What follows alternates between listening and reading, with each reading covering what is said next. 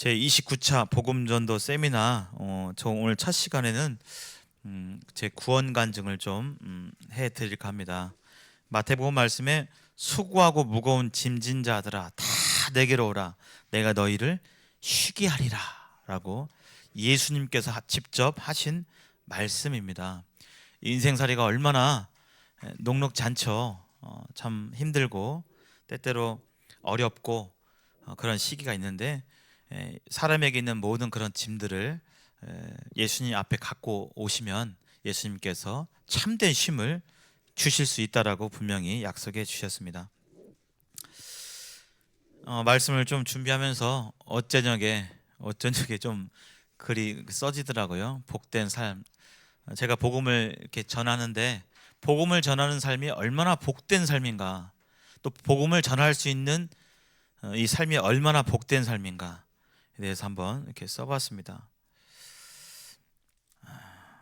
원래는 이렇게 좀 긴데 세로로 긴데 이렇게 화면상 좀 이렇게 가로로 합쳤습니다.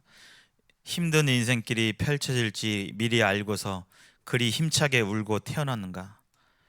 먹고 마시며 시집가고 장가들며 아이 낳고 살다 보니 어느덧 인생의 절반이 흘러가고 날 아껴주며 날 기억했던 어른들은 어느덧 하나 둘 어디론가 가버리셨네. 천년만년 살 것 같은 인생길도 저물어가는 해처럼 언젠가는 떨어지나니 내가 어디서 왔고 어디로 갈지를 아는 자는 참으로 복되도다. 무지하게 교만하며 자기 분수를 모르는 나 같은 사람에게도 주님은 찾아오셨네. 주님은 나를 사랑하사 나를 위해 십자가의 그 몸을 들이셨네. 이 세상 모든 만물이 변해도 주님의 나를 향한 그 사랑은 변치 않으리. 하나님의 자녀된 복된 삶을 살게 해 주셨네. 주님을 영광과 기쁨 가운데 만날 수 있는 복된 삶. 2023년 11월 18일 신을 이제 한 달 좀 더 있으면 제가 신이 돼요. 신을 맞이하는 초겨울 저녁에 말씀을 준비하면서 이제 기도하면서 이 생각이 나더라고요. 우리 여기 계신 분들께서도 신이 아직 안 되신 분도 계시고 신을 지나치신 이미 지나가 버린 분도 계시죠. 쉰 살 때 기억나세요? 만약에 지금 쉰 살이라고 하시면 어떠실 것 같습니까? 좋을 때죠? 예. 이런 얘기 하시면요 어르신들 날라다닐 때요 좋을 때요 이렇게 얘기하시더라고요. 예. 어디서 예. 그냥 말씀을 복습을 해주셔서 참으로 감사를 드립니다. 네네. 저희 외할아버지하고 할머니하고 할머니는 94세에 돌아가셨고요. 90세 때쯤 저희 외할아버지는 70대였습니다. 네, 외할아버지께서 70대에 돌아가셨어요. 근데 그때 이제 90 몇 세 때 할머니가 계셨는데 친할머니가 계셨는데 그래서 저희 어머님께서 그 시어머니인 저희 친할머니한테 아이고 어머니 저희 아버지 돌아가셨어요. 이렇게 얘기하셨거든요. 제가 기억이 나거든요. 고등학생 때라. 그러니까 저희 할머니가 저희 집에 할머니가 계셨어요. 방에 이제 집에서 이렇게 대소변 받으시면서 그렇게 계셨습니다. 그러셨는데 아이고 나이가 연세가 어떻게 되시는데 74인가 4신 제가 기억이 안 나요. 70 몇 살이에요? 그랬더니 할머니께서 아이고 청년이 돌아가셨네. 이렇게 얘기를 하시더라고요. 70대가 청년.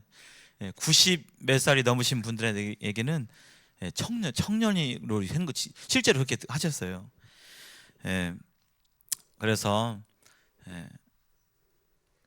그 인생의 시간들이 참으로 빨리 지나가고 또 겨울을 맞이하기 전에 하나님께서 참 이 복된 삶에 대해서 다시금 생각하게 되었습니다. 여기 계신 분들이 하나님 안에서 복된 삶을 살게 되기를 진심으로 바라고 기도하는 마음 가운데 이 자리에 이렇게 서게 되었습니다. 이 시간은 제가 어떻게 하나님을 만났는지 뭐 제가 잘나서 뭘 잘해서 만났는지 아니면 어떻게 했는지 그 과정에 대해서 좀 말씀드리면 여기 계신 분들께서 그런 부분에 대해서 어떤 부분에 있어서 힌트도 얻고 또 격려도 받으시고 하실 것 같아서 이 시간 함께 짧은 시간아마 나누기를 원합니다. 제 소개를 드리면요, 저는 이렇게 사진에 보시는 바와 같이 저의 가족입니다. 저의 가족, 제 아내와 아들 한 명이 있고요. 제 이름은 한동화라고 합니다. 동력 동자의 화합할 화자. 그래서 우리 기린노교회가 사실 기린노교회라고 이름을 바꾸기 전에 어떤 이름이 뭐였죠? 동전주교회. 그래서 교회를 철치란 단어를 영어로 쓰기도 하고 어셈블리란 단어를 쓰기도 하는데, 어셈블리란 단어는요 그 모임이란 뜻이에요. 모임. 그래서 뭐 자동차 부품 갈 때 통째로 가는 걸 어셈블리로 간다 이렇게 얘기하는데, 그 동쪽에 화합하다는 게 모이는 거잖아요. 그래서 하나님께서 저를 동전주 교회로 이렇게 인도하시려고 제 이름을 이렇게 지셨나? 동쪽의 화합, 동쪽의 모임. 그래서 동전주 교회 이렇게 해가지고 뭐 그렇다는 것입니다. 저는 1975년에 태어났고요. 영적으로는 거듭남이라고 하죠. 성경에서 구원받는다, 또 하나님을 믿었다, 예수님을 영접했다, 죄사함 받았다, 이 말이 다 동일한 말입니다. 영생을 얻었다, 하나님의 자녀가 되었다, 이거 전부 다 동일한 말이에요. 각기 다른 뜻이 아니라. 저는 육적 출생은 1975년에 했고 영적인 출생은 1996년 7월 29일 날 저는 새롭게 거듭났습니다. 물론 이 육체가 거듭난 것이 아니라 육체는 그대로고요. 제 안에 지금 말하고 저의 생각을 나누고 하는 제 영혼이 거듭난 것을 말합니다. 그리고 침례는 1998년 3월 29일에 받았습니다. 약 2년이 채 안 되죠. 1년 반 후에 우리 기린노 교회에서 침례를 받았습니다. 그리고 이 직업을 가지면서 목회로 부르심을 받은 것은 2019년 1월 20일 이후부터 목회자로 부르심을 받았고요. 하나님께서 부르셨고요. 저는 직업을 가지면서 사역을 하고 있습니다. 그래서 초등교사, 군산에 있는 초등학교 교사로서 직업을 가지면서 이렇게 주님을 섬겨 나가고 있습니다. 여기 두 분이 저희 부모님이세요. 네.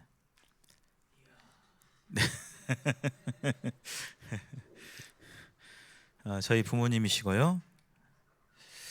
저희 어머니는 전주 분이시고 저희 아버지는 순창 동계 출신입니다. 아마 여기 있는 저보다도 훨씬 어렸을 때, 결혼할 당시니까요.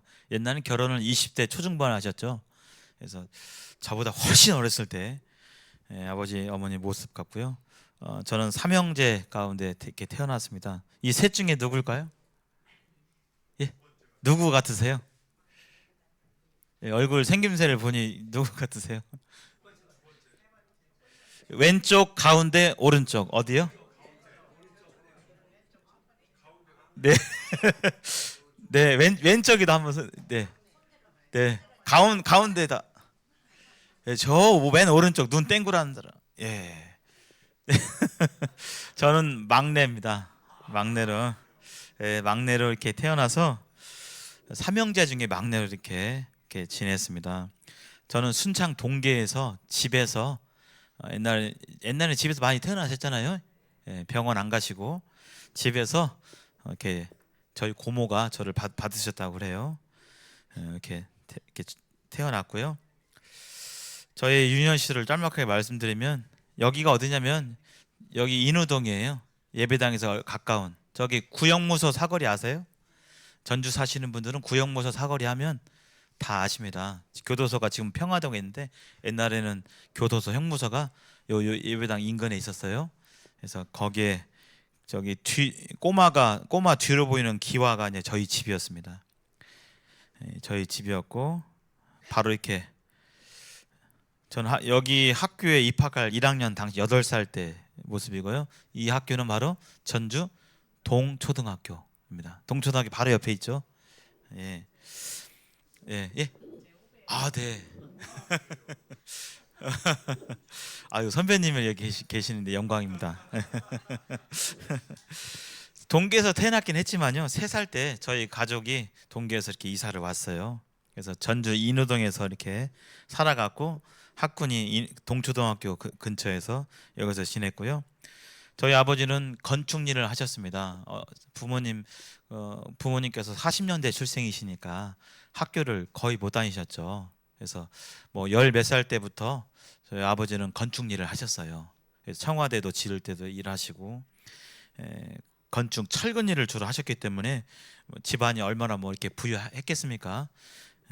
그러나 가난했지만 헌신적이고 또 사랑이 많으신 부모님 그 슬하에서 저는 부족함을 못 느끼고, 객관적인 그 집안은 가난한데 그 부모님들께서 자식들 먹이고 뭐 입히고 이것은 아끼지를 않으셔가지고 저는 부족함이 없이 살았습니다. 그리고 70년대 제가 유년 시절은 80년대만 하더라도 우리나라는 기억하시죠? 이제는 배고픔에서 어느 정도 벗어났어요. 그래서 저 세대는 배고픔을 경험하지는 않으셨습니다. 근데 여기 계신 분들은 아마 배고픔을 경험하신 분들이 계시죠. 그래서 저는 그러한 삶을 경험하지는 않았지만 유복한 삶을 이렇게 살아왔습니다. 저는 이게 늦은 아이였어요. 뭐 이렇게 뭔가를 배우고 습득하는 것이 시간이 걸리는 좀 그런 늦은 아이였고, 아마 성격과 관련이 있었던 것 같아요. 내성적이니까 도전하기를 꺼리고 좀 남들이 어떻게 생각할까 뭐 이런 마음들, 수줍음을 많이 타고 부끄러움이 많아서 앞에 나와서 막 힘차게 도전한다, 제가 해보겠습니다 뭐 이런 것은 아니고요. 남들이 어떻게인가 보자 하고 가만히 있다가 남들이 하면 따라서 하고 이제 이런 스타일의 아이였습니다. 우리 젊은 그 사람들 중에서는 MBTI라고 해서 이렇게, 저는 ISFJ라고 합니다. 하여튼 내성적인 그런 아이였어요. 동초등학교 보문촌이라고 있어요. 거기 가까운 곳에 거주를 했습니다. 이게 저희 어렸을 때 살았던 집이고 마루가 이렇게 있고 이렇게 지냈는데, 천진난만하게 지냈는데 어렸을 때부터 이제 이 죽음에 대해서는 가끔씩 생각을 하게 되었어요. 제가 안고 있는 이 강아지를 매우 아끼고 사랑했는데, 옛날 개 많이 키우셨죠? 지금이야 개를 집 안에서 많이 키우지만 옛날에는 전부 다가 밖에다 키웠고요. 그 당시 한 40년 전에 누가 개를 집 안에서 키운다 그러면 어이구 누가 집 안에서 같이 잠도 자고 한대 뭐 이렇게, 이게 말에 오를 정도로 그때는 상당히 이상한 일이었습니다. 대부분 개는 밖에서 개밥 주고 이게 키웠던 그런 시절이었죠. 근데 이제 이 어느 날 제가 학교를 다녀보고 보니까 옛날에 개를 심심치 않게 잡았어요. 개 잡는 그런 장면들 혹시 보셨어요? 예. 제가 어렸을 때 그것을 학교 갔다 오니까 어느 날 이 강아지가 없는 거예요. 강아지가 없는 거예요. 저 개집에. 봤더니 이미 그 전라도 사투리로 시암이라고 하죠. 시암. 이미 새카맣게 꼬실러져 가지고 거기서 이미 해체가 되고 있더라고요. 어린 시절에 그거 막 그 삼촌, 저는 외갓집이 바로 옆집이 있었고 저희 집이 바로 있어가지고 삼촌들이 막 그 개를 잡으면 간이나 이런 것을 바로 잡아서 바로 이렇게 드셨어요. 어린 마음에 얼마나 징그럽고 막 그게 끔찍하던지. 그리고 제가 아끼는 막 뽀뽀하고 막 이렇게 안고 했던 이 강아지가 그렇게 됐다는 것에 대해서 굉장한 충격을 받았어요. 어린 마음에. 그리고 생각을 하게 됐어요. 내가 나랑 그렇게 막 눈 마주치고 막 헤헤 꼬리 흔들고 걔는 어디 갔을까? 분명히 이 개의 시체는 여기 있는데 걔는 어디 갔을까? 모르겠다. 근데 슬픔이면서도 그 부분이 생각이 났어요. 그 개의 죽음을 통해서 나도 어리지만 언젠가는 죽겠구나. 죽겠구나. 잠깐 죄송합니다.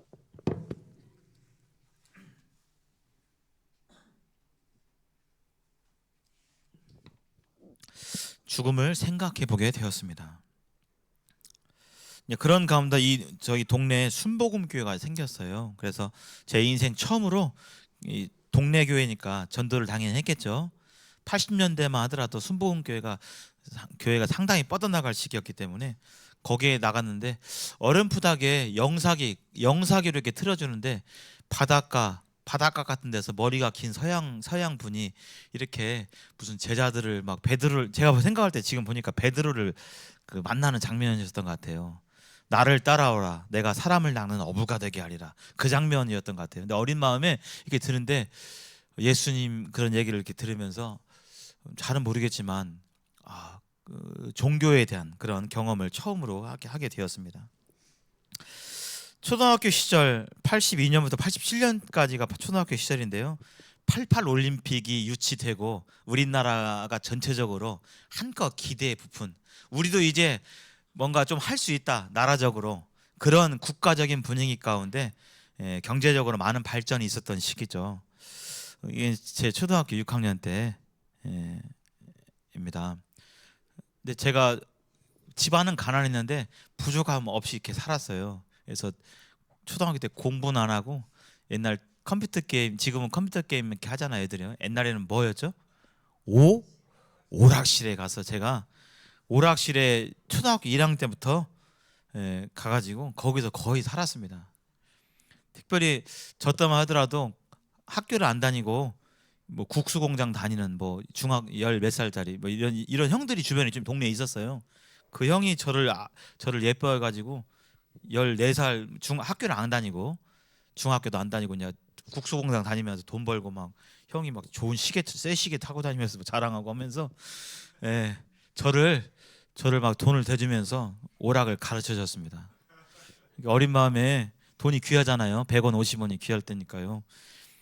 그 형이 막 따라다니면서 게임을 접했고, 어렸을 때 성경을 접하고 하나님을 접했으면 더 좋았을 텐데 게임을 접해가지고 제가 그때부터 게임을 많이 하고, 또 TV나 칼라 TV가 보급되던 시절이었습니다. 이 80년대가. 그래서 그 TV, 영화, 음악 이런 이 대중문화에 제가 많이 심취하고 그런 감수성이 또 예민해서 많이 보고, 또 그런 걸 많이 보니까 사춘기가 빨리 왔어요. 그래서 사춘기는 그런 걸 많이 보면 좀 빨리 와요. 그래서 사춘기가 빨리 오고, 그런 가운데서 아까 순복음교회 말고 또 동네 여름 성경학교 이렇게 초청 받아서 이렇게 참석하기도 하고, 근데 그때는 믿음으로 가는 것이 아니라 먹을 것을 주니까, 과자 같은 거 맛있게 주니까 그거 때문에 잠깐 참석하고 먹을 거 안 주면 안 나가고, 이런 시절이 분명히 이렇게 있었습니다. 그때 제 기억에 장로교회, 모래내 시장 근처에 있는 장로교회 여름 성경을 간 기억이 있고요. 88년부터 93년까지가 이제 청소년 시기인데, 이때 이제 제가 곧 중학교, 고등학교 때 이제 이때쯤 해서 보통 친할아버지, 친조부, 외조부, 조모, 외조모 이렇게 돌아가시잖아요. 이때 이제 아까 외조부가 돌아가셨고, 그다음에 친할머니도 그 뒤에 돌아가시면서 죽음에 대해서 가까이 지내고 대화하고 알고 지냈던 했던 그분들이 돌아가시는 것에 대해서 죽음에 대한 의문을 가졌습니다. 근데 생각하기도 무슨 답이 나오나요? 막연히 죽음이 두렵고, 죽으면 어떡하지? 죽을까봐 두렵고, 죽은 뒤에 어떻게 될지도 모르고, 이런 생각들이 어린 청소년 시기에 있었어요. 근데 이제 제가 중학교 때 저희 어머니께서 침례교회를 이렇게 다니시면서 저도 침례교회를 이렇게 다녔습니다. 중학교 1학년 때부터. 금암동에 있는 침례교회 지금도 있어요. 가끔 가봐요, 거기를. 저희 어머니께서 새벽기도를 늘 가셨기 때문에, 그때는 열심으로 다니셨기 때문에 거기서 제가 중학교 1학년 날 수련회를 갔는데, 수련회에서 밤에 찬양팀이 이렇게 막 찬양을 막 하면서 막 이렇게 드리고 하는데, 그 가운데서 제가 그렇게 찬양하면서 막 저도 모르게, 이 청선 씨가 얼마나 감수성이 예민해요. 낙엽 굴러가는 것마다 눈물 흘리고 막 그럴 때인데, 제가 막 울면서 막 찬양을 같이 했어요. 막 하고 그렇게 했는데, 가만히 보니까 왜 울었냐면요, 옆에 분들도 막 우시더라고요. 그래서 어린 마음에 제가 그랬잖아 아까요. 그 남들 이렇게 눈치 보면서 남 이렇게 환경 적응하고 이렇게 하려면 남 따라하기 좋아했다고. 그래서 가만 보니까 수련회에서 막 어떤 분들은 막 몸을 흔들면서 막 이렇게 하기도 하고, 어떤 분들은 울면서 막 하기도 하고, 어떤 분들은 막 소리를 지르면서 막 이렇게 하는데, 저는 아무렇지 별거 없는데 보니까 그렇게 하는갑다. 그래서 억지로 감정이입을 해가지고 또 그런 것도 있어가지고, 그렇게 막 하니까 감정이 또 올라와서 그렇게 울면서 찬양을 드렸는데, 그 모습을 보시고 수련회가 끝난 뒤에 이 침례교회 전도사님인가 그분이 오셔가지고 얘 침례 받아야겠어요. 그렇게 말씀해 주셨어요. 그러면 제가 그걸 듣고 기분이 좋을까요? 썩 안 좋을까요? 예? 썩 좋죠. 침례 교회에서 교회 다니는데 침례를 준다고 하면 기분 나빠요. 인정하는 거예요? 인정 안 하는 거예요? 인정해 주는 거잖아요. 그러니까 잘은 모르겠지만 제 안에 믿음이 있는지 없는지, 내가 하나님을 정말 예수님을 믿는지 안 믿는지 뭐 그런 것은 잘 모르겠는데, 예수님 고마운 분이고 그건 알겠는데, 근데 교회에서 침례를 준다고 하니 나를 인정해 주는구나. 기쁜 마음에 침례를 중학교 1학년 때 받았습니다. 근데 이사 간 뒤에, 지금 금암동 이사 가다가 저 효자동 쪽으로 이사를 갔는데요. 이사를 가니까 멀어지니까 이 교회도 안 나가게 되었어요. 하고 이제 그렇게 하다가 중학교 3학년 때 선생님의 권유로, 너 옛날에 믿었다면서 다시 한번 교회에 나오고 신앙생활을 해봐. 그런 권유가 있어서 제가 지금 이제 안모옥 교회 저기 있죠. 예. 그다음에 저기 효자동에 용머리 고개 있는데 바을 이렇게 거기 이렇게 다니게 되었습니다. 중앙 아니 예, 여기는 침례교회였고 여기는 성결교회였어요. 근데 이제 거기를 다녔는데, 제가 막 성격적으로 불성실하거나 막 잘 튀고 막 이런 성격은 아니에요. 뭐 하나 하면 좀 진득이 좀 하는 성격이어서, 진득하게 이 바울 여기를 다니니까 거기서 이렇게 이렇게 좋게 봤는지, 학습 세례 이렇게 이런 과정이 있더만요. 그래서 거기 그런 과정을 통해서 이렇게 세례를 받았습니다. 목사님께서 이렇게 물어보시는데, 뭐 하십니까? 예수님 성경이 하나님의 말씀인 걸 믿으십니까?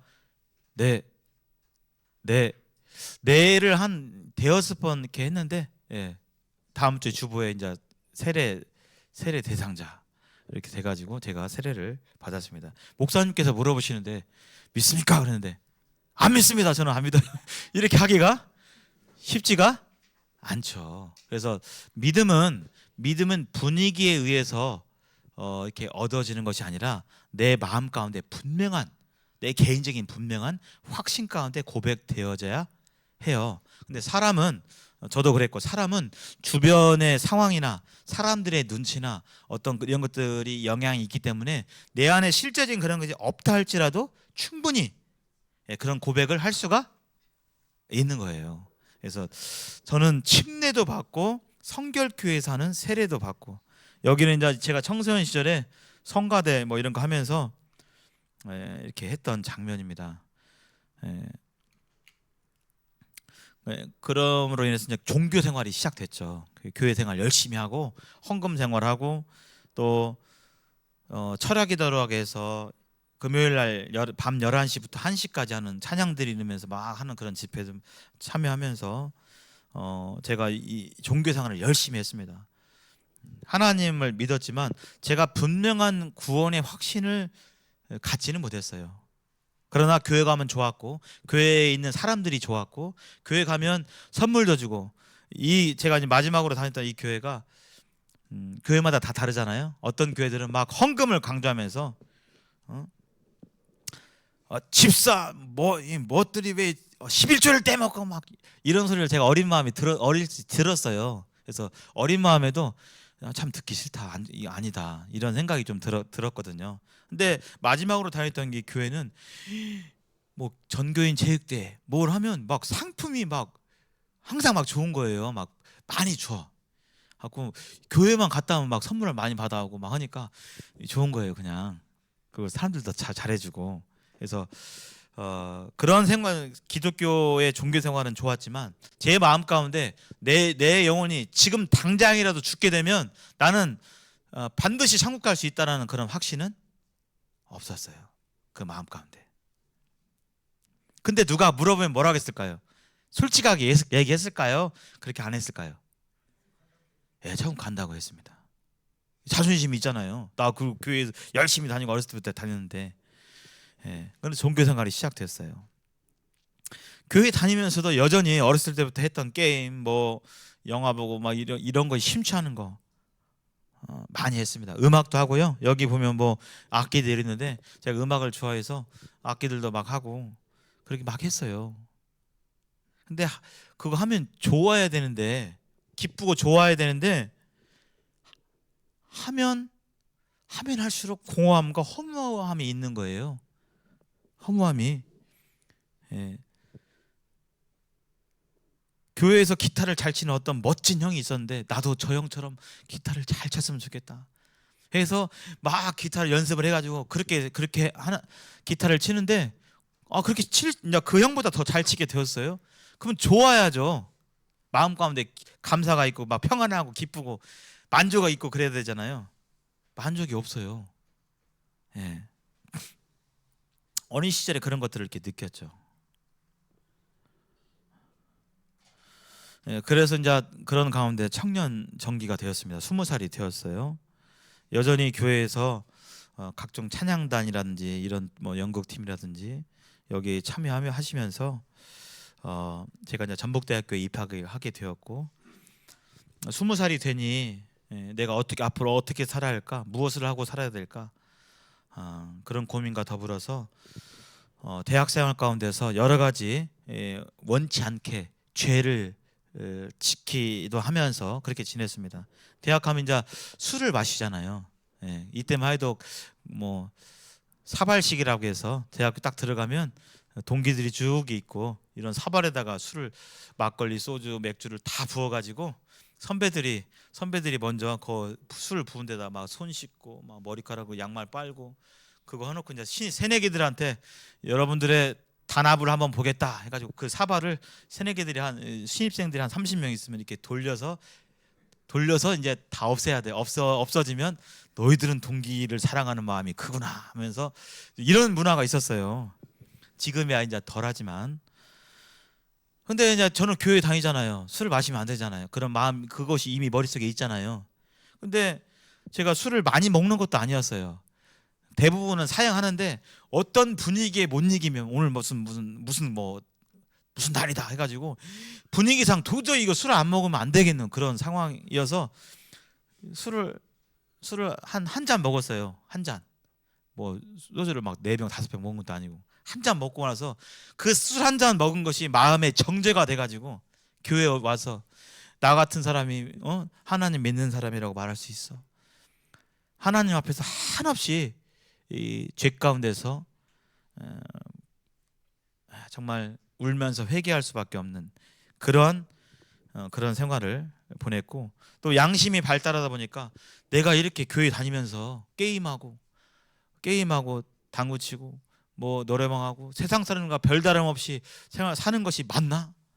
그게 정죄가 되고, 근데 교회 가서 눈물 흘리면서 찬양 드리면 마음이 좀 후련해지면서 괜찮아지고 교회에서는 괜찮아지고, 다시 월요일 날 가서 또 세상 속으로 나가면 교회와 하나님과 성경과 예수님은 제 기억 속에서 아득히 멀어지고 저는 여전히 락 음악을 듣고 있고, 때때로 술을 마시기도 하고 아이들과 그런 생활, 이중적인 그런 삶 가운데서 답이 없는 거예요.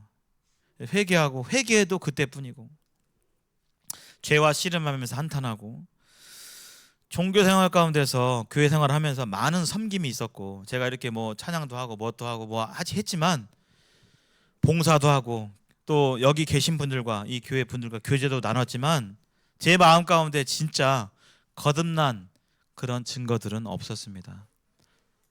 근데 종교 생활이 가면 갈수록 제 종교적인 이력이 제 자존심을 강하게 했어요. 그래서 누가 물어보면 제 양심은 넌 아니잖아, 너 이렇게 하고 천국 못 가잖아, 이렇게 해가지고 천국 가겠어? 이 목소리가 있었는데, 누가 물어보면 나는 하나님 믿는다고, 나 하나님 천국 갈 수 있다고, 이렇게 이제 대답을 제 속마음과는 달리 그렇게 대답을 했습니다. 전도사님이 물어보면 저는 뭐 안 믿어요, 할 수 없잖아요. 지금 찬양팀도 하고 뭣도 하는데 그렇게 말하기가 쉽지 않잖아요. 그래서 대학생활 가운데서 술 마시고, 옛날 이게 문화였어요. 술 마시면 노래방 가고, 술김에 노래방 가고, 술김에 노래방 가서 진탕 부르고 나서 술 좀 깨면 새벽에 당구장 가고, 당구장 갔다가 이제 또 어떤 애는 술 마시고, 이런 게 문화였습니다. 다른 사람들은 다 아닌데 저기 게임하고 있는 사람은 접니다. 네. 네. 군대 가기 직전에 게임하고 있었어요. 그래서 술 마시고 노래하고 게임하고 당구 쳐봐도 가슴에는 어느 건 하나 제 마음 가운데 교회를 다니고 있고 예수님 믿는다고 고백하고 있고 교회에서 여러 가지 일들을 하고 있고 했지만, 제 마음 가운데는 온전한 기쁨과 그런 게 없었어요. 슬픔뿐이었습니다. 그 안에도 젊은 20대는 고뇌의 시간인데 얼마나 슬픔뿐이었죠. 그래서 이제 슬픔 가운데서 계속적으로 저는 뭐 대안이 없어요, 이 생활이. 알고 보니까 제가 이런 생활을 했더라고요. 이 말 하나님 말씀인데요, 한번 읽어보실까요? 같이. 자, 시작. 내 백성이 두 가지 악을 행하였나니 곧 그들이 생수에 근원되는 나를 버린 것과 스스로 웅덩이를 판 것인데, 그것은 그 물을 가두지 못할 터진 웅덩이들이니라. 마음의 행복과 그 안식을 추구하고 진정 행복이 무엇인가 추구하지만, 그것은 제 노력으로 얻을 수 있는 것이 아니었음을 이 성경 말씀을 통해서 나중에 확인할 수가 있었습니다. 여기 보면 생수에 근원되는 것, 인생의 갈증이 나죠. 인생의 갈증. 어떻게 하면 행복하지? 이걸 하면 좋을까? 저걸 하면 좋을까? 이 사람 만나면 좋을까? 행복할까? 이것저것 해봤지만 그것이 바로 생수를 찾는 노력이었어요. 근데 생수는 거기에 있는 것이 아니라 생수에 근원되는 나, 여기 생수에 근원되는 나가 누굴까요? 바로 예수님이요 하나님이십니다. 하나님만 생수가 있는 거예요. 하나님에게만 생수가 있는 거예요. 근데 하나님은 제쳐두고 내 나름대로 이거 해보면 행복할까, 저거 하면 행복할까, 좋을까, 만족할까, 그것이 다 전부 스스로 웅덩이를 파는 행동입니다. 근데 그렇게 파서 얻으면 좋은데, 하나님 말씀 진리의 말씀은 그렇게 파서 생수를 얻는다고요? 못 얻는다고요? 얻지 못해요. 그때 이제 저는 대안이 없었어요. 성경 말씀은 이건데, 오직 생수는 하나님 외에는 없는데 스스로 뭔가 해보고자 하는, 그렇잖아요. 우리 옷을 사봐도, 신발을 좋은 걸 사봐도 그때는 좋지만 며칠 지나면 계속 좋아요? 금세 그런 기쁨이 사라지죠. 집을 사봐도 이미 다 경험이 있으시잖아요. 핸드폰을 바꿔도, 어떤 직장이 되었으면 좋겠다, 거기만 들어가면 소원이 없겠다. 근데 거기를 들어가면 이제 소원이 없습니다, 이제 더 이상 바랄 게 없습니다, 이렇게 돼야 되는데, 직장 들어갈 때는 또 언제고, 또 직장 들어가서는 힘들고 불평과 원망이 또 있고, 이게 인생사더라고요. 물질로 얻어지는 것들은 다 그때뿐이더라고요. 좋은 옷을 사봐도, 맛있는 걸 먹어봐도, 좋은 데를 가서 구경해봐도 단풍 구경해보고 봄에 꽃 구경하고 해봐도 그때뿐이더라고요. 그것이 내 인생에 지금 내가 고민하고 있는 내 인생의 문제를 해결해 주지는 않더라고요. 좋은 데 가봐도. 좋은 데 가면 해결해 주고 지금 고민되는 게 해결했다 안 되더라고요. 그런 것으로는 안 됩니다. 제가 딱 이런 상황 가운데 있었어요. 인생의 갈증 가운데서 어떻게 살아야 정말 제대로 사는 것이고 행복한 삶이고 어떻게 살아야 이 마음 가운데 고뇌와 고통과 이것이 없겠는가. 그래서 이 로마서 7장 24절에 사도 바울의 고백이 저의 고백과 같았어요. 물론 이 고백은 구원받은 이후에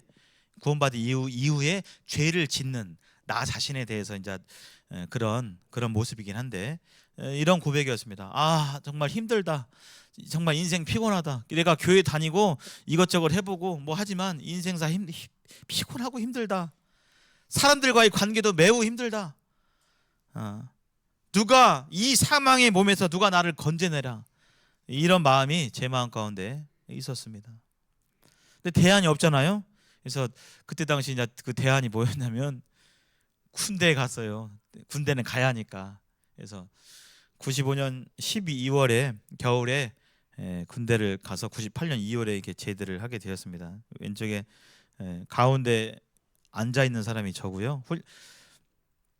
대구의 54단 신병교육대에 제가 군입대를 했고요.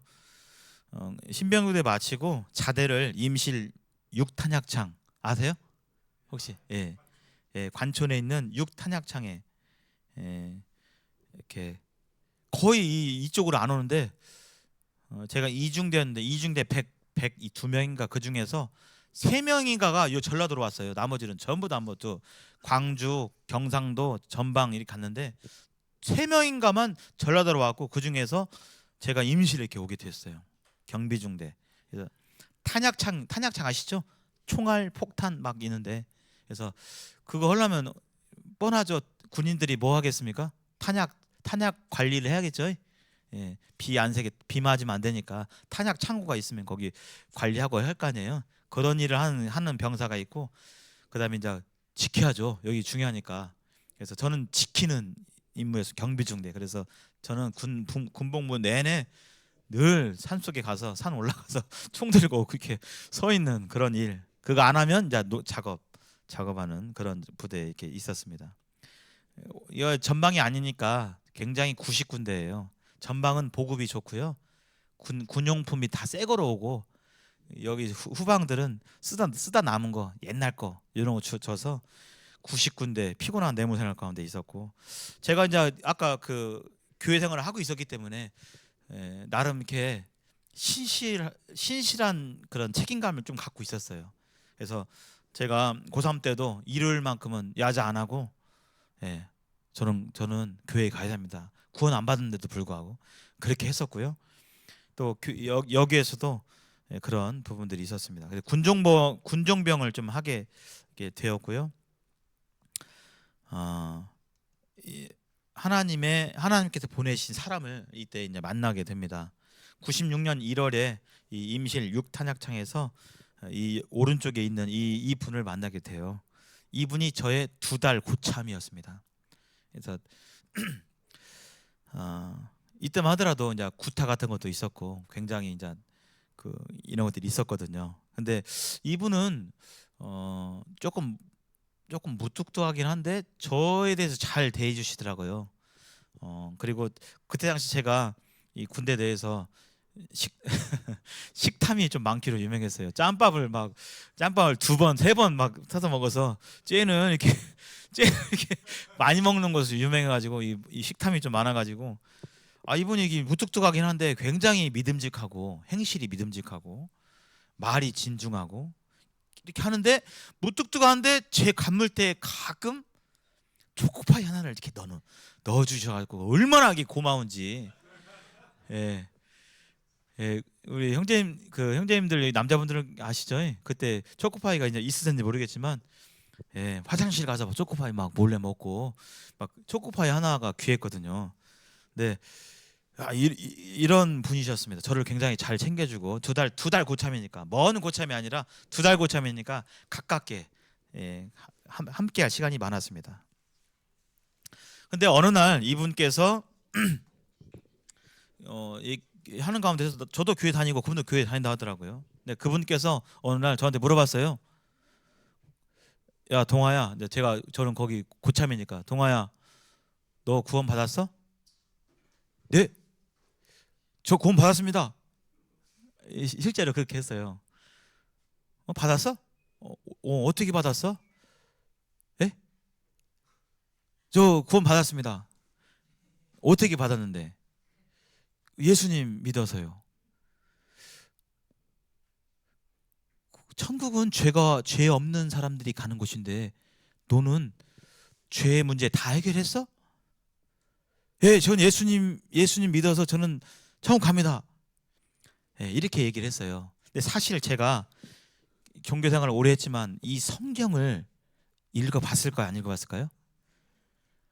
예, 안 읽혀지더라고요. 그렇게 제가 교회를 일주일에 일요일만 나간 것도 아니고 청년부 활동하고 무슨 찬양단 활동하고 무슨 활동하고 나름대로 활동하고 전도사님의 특별 교육도 받고 성경 공부도 하고 했지만 이상하게 집에 와서 성경이 펴져요, 안 펴져요?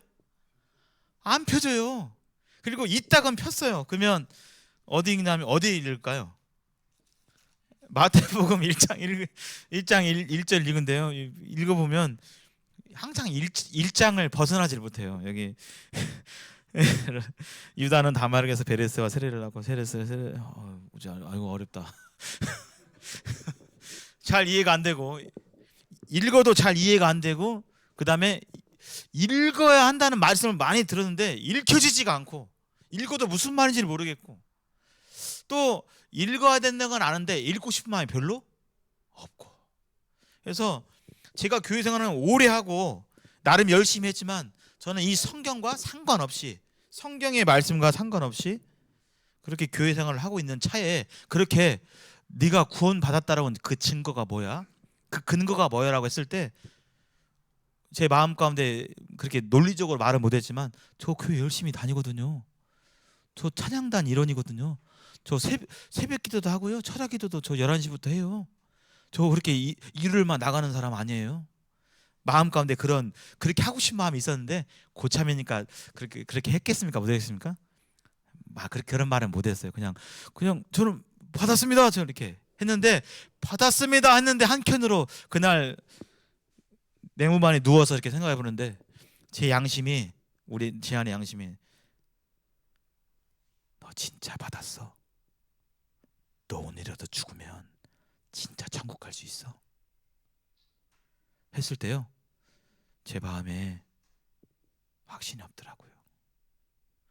그래서 만날 때마다 그분이 물어보시는데 구원 받았습니다 이렇게 했는데, 가면 갈수록 이제 이게 목소리가 줄어들면서 어디까지 왔냐면요, 이제 제 양심의 목소리에 정직하게 반응하기 시작했어요. 저는 구원 못 받았습니다. 이렇게 고백하게 되었어요. 그러니까 그분이 이제 놀리기 시작하는 거예요. 제가 군정병이라는 게 있잖아요. 아이고 가짜가 군정병 하고 있네. 아이고 구원 천국도 못 가는데 군정병을 뭐 이렇게 하고 있네 하면서 그렇게 좀 이렇게 놀리는 거예요. 근데 그분이 저를 엄청나게 잘해줬기 때문에 그것이 기분 나쁜 말로만은 들리지 않고 그 말들이 제 마음 가운데 계속적으로 양심을 일깨웠어요. 그리고 어느 날 저에게 이렇게 물어봤어요. 너 죄 문제 해결했어? 네, 해결했어요. 무슨 죄를 해결했어? 네, 예수님께서요 제 과거의 죄를 다 해결해 주셨어요. 그럼 지금 네가 만약에 죄를 짓게 되면 너 이따가 한 시간 뒤에 죄를 지을 수도 있잖아. 그럼 그 죄에 대해서는 어떻게 해? 했을 때 제가 뭐라고 했을까요? 앞으로 지을 죄. 예. 제가 했던 방법이 있잖아요. 예. 아까 대학생활에 술 먹고 오면 어떻게 해요? 회개했잖아요. 회개하면 이제 세계를 용서해 주시옵소서, 하나님 죄를 찾아냈습니다, 용서해 주십시오 하고 눈물을 흘리고 나면, 이제 눈물 흘리면 왠지 감정이 좀 해소가 되면서 그냥 감정적으로 용서가 된 것 같아요. 그냥 제 풀에. 예, 회개하면 되죠. 하나님 회개하면 되죠. 근데요, 그분께서 뭐라고 하셨냐면, 그러면 너 이제 곧바로 회개할 수도 있지만, 이제 보통 회개를 교회가 예배당 가서 하잖아요. 예배당 회개하기 전에 교회를 가는 그 버스 안에서, 회개하러 가는 그 버스 안에서 교통사고가 나서 죽으면 어떻게 할래? 그러면 너는 그 죄는 어떻게 된 거야? 했을 때 제가 아무나 할 말이 없었습니다.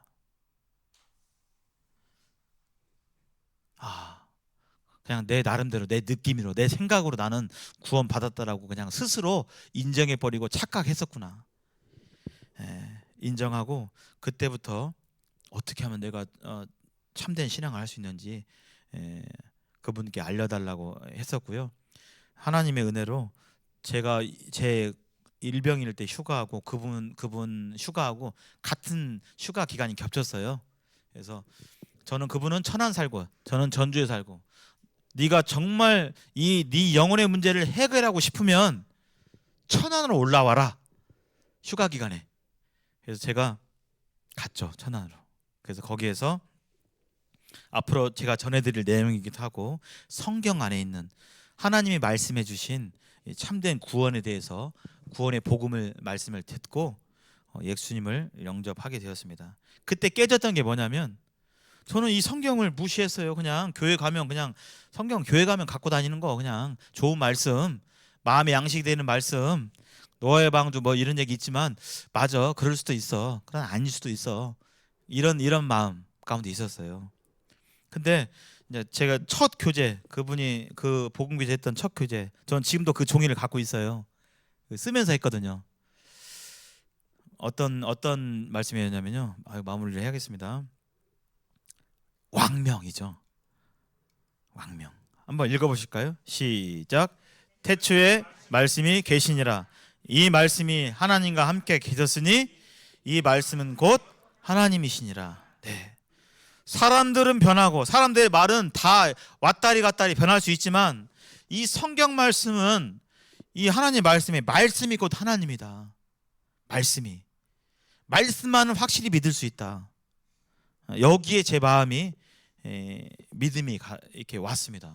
그래서 성경 말씀이 맞구나. 나는 지금까지 성경 말씀대로가 아니라 성경이 조금 그냥 내용만 그냥 어렴풋이 알고, 성경이 정확히 무엇을 말하는지 잘 알지 못한 채 그냥 수년간 종교생활을 했구나. 이걸 깨닫게 되었어요.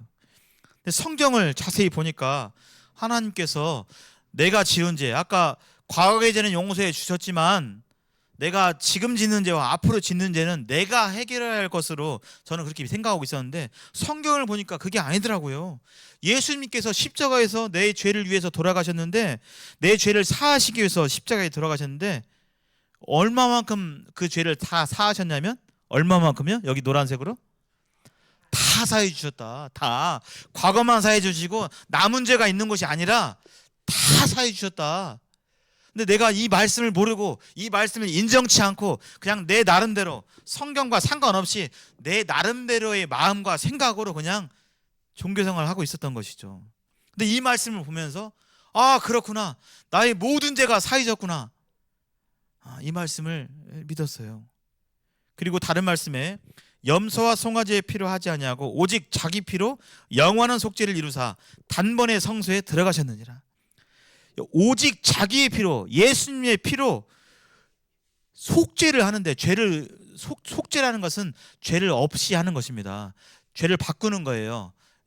그 예수님의 생명하고 바꾸는 것인데, 얼마만큼 바꿨냐면, 이 속죄 앞에 단어가 하나 붙었죠. 무슨 속죄요? 영원한 속죄예요. 영원한 속죄. 영원이라는 것은 저 과거, 영원 전과 앞으로 미래, 영원 후까지 모든 시대를 통틀어서 영원인 것입니다. 예수님께서 예수님의 피로 죄를 없이 하신 그 죄는 영원히 속죄하신 그 사실을 제가 듣게 될 때 내가 성경과 성경들을 믿지 않았구나 깨닫게 되었어요.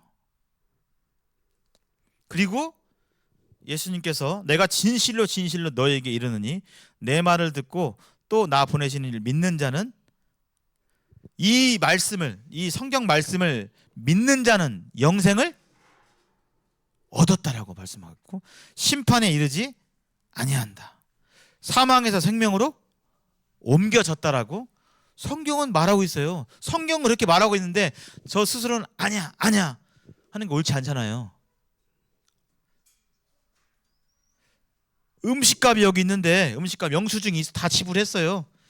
여기 회식해가지고 100만 원 나왔는데 100만 원 누가 앞에서 결제를 했어요 하고 영수증이 딱 있어요. 여기 뭐 성인 28명 100만 원. 근데 그거 뭐 안 받 결제할 때 안 받은 사람이 음식값 내야 되는데 다 아직 돈 내야 되는데. 근데 뭘 보면 그 생각을 버릴 수 있어요? 영수증 보면요. 영수증 계산했네 여기. 그럼 됐네 이제.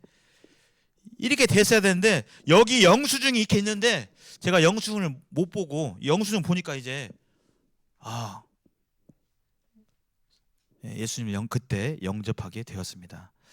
시간이 마무리를 해야겠네요. 그래서 그때 이렇게 영접하게 됐고요. 그때 여기 맨 오른쪽에 있는 분이 복음을 전한 그런 청년들이었고요. 이분들이 이제 이렇게 군부대 내에서 이렇게 정기적으로 교제를 했고 98년 2월에 제대를 했는데 성경대로 이렇게 믿는 교회가 전주에 있다더라.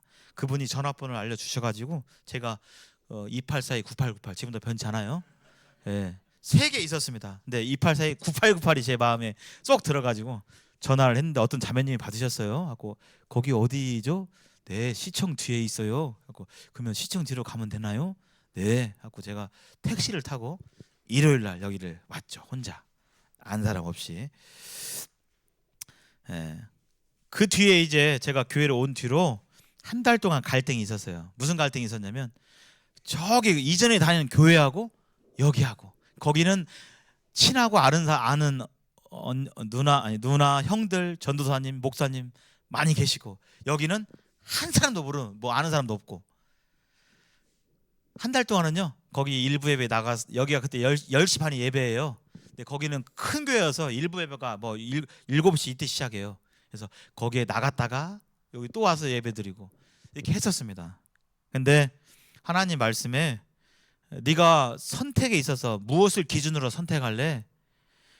성경 말씀에 아브라함이 여호와의 말씀을 따라갔고 구원받은 사람은 하나님의 말씀을 따라가는 것이 하나님께 영광이 된다. 그래서 말씀대로 섬기는 좀 더 말씀대로 이렇게 섬기는 그런 교회를 선택했고 제가 여기 보시는 바와 같이 이렇게 침례를 이렇게 받았던 98년 3월 29일 날 침례를 이렇게 받았습니다.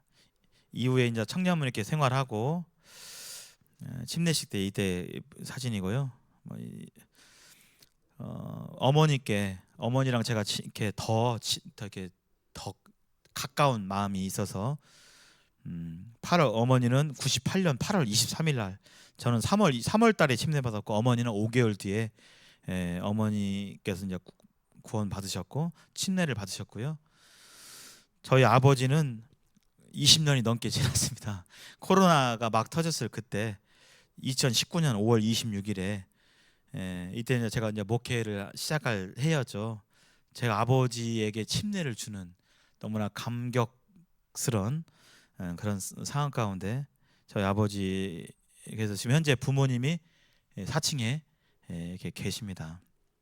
청년의 뭐 사진들이 이렇게 있는데 여기 계신 분들 계십니다. 청년기를 거쳐서 교회 안에서 이렇게 잘 배우고 길리고 훈련받고 많은 실수와 허물이 있었지만 사랑 가운데 이렇게 해서 이렇게 지내게 되었습니다. 마지막 정리하고 마치겠습니다. 구원은 우리의 노력과 행위로 얻어지는 게 결코 아닙니다.